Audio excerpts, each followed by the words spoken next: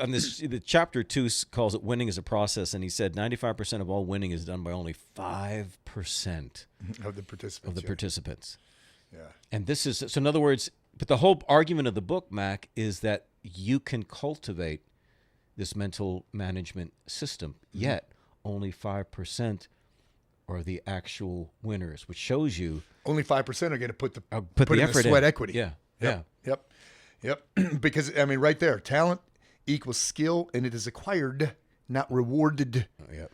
Or not awarded. Too many people nowadays. I mean, I could say my kids are guilty of it. They want instant fame because so many people nowadays have gained instant fame through the interwebs and such. Instant fame and recognition.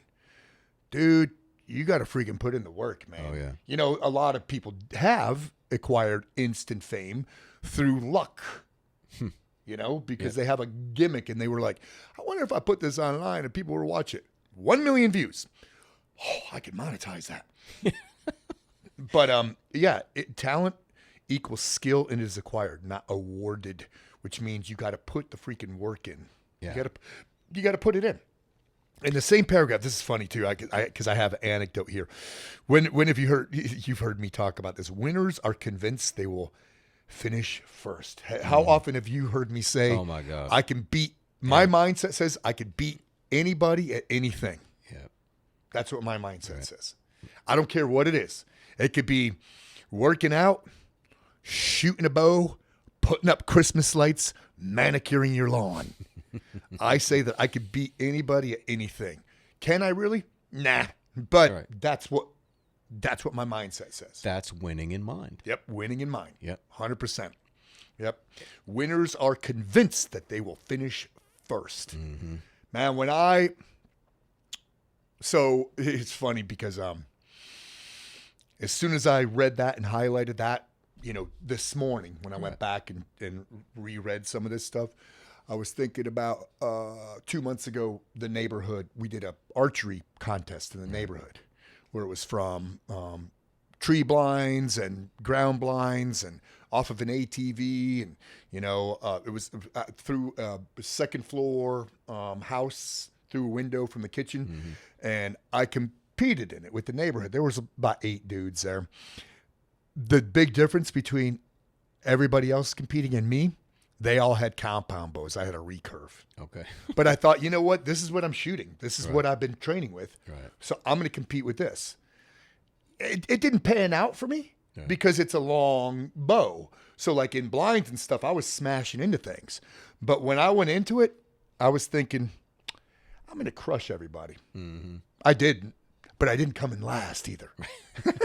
With a recurve bow. Well, it reminds me of one of the stories that he tells where him and I think it's the same guy, Jack, were traveling to overseas to an Olympic event. And because there was a chance of luggage getting lost or whatever, they were both bringing 2 guns. So they each put one of their guns in the other's luggage. So in case somebody's luggage got lost, there was always a backup gun.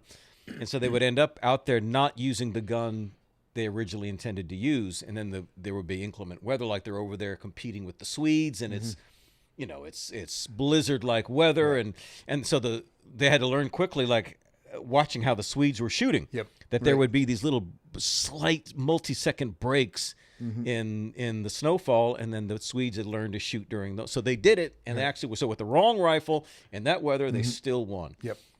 Because it was, he said, but the point was not any of that. The point was that those circumstances were against them, but they had winning in mind. They were still convinced they were going to win.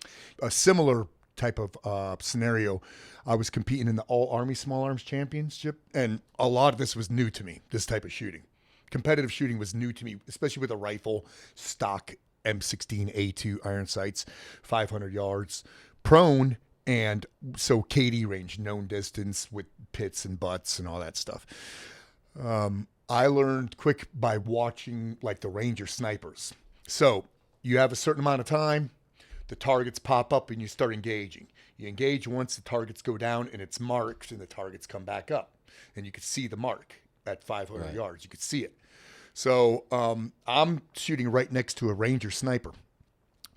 Boom, we all start shooting. He doesn't shoot. Targets go down, they come up. Everybody's mark is to the right a little bit, which means the wind is going from left to right. And then he takes a shot. Boom! He just adjusts a little bit. He went off of everybody's mark. I went, I got it, bro. That's what I'm doing from now on. Use everybody else as a wind dummy. Yeah, right. Yeah. It was so freaking clever, but so Yeah. simple. Yeah. You know, it's a competition. You can, I mean, this isn't combat. It's a competition. It's a marksmanship competition. Learn to game it. Right. Figure it out. Yeah.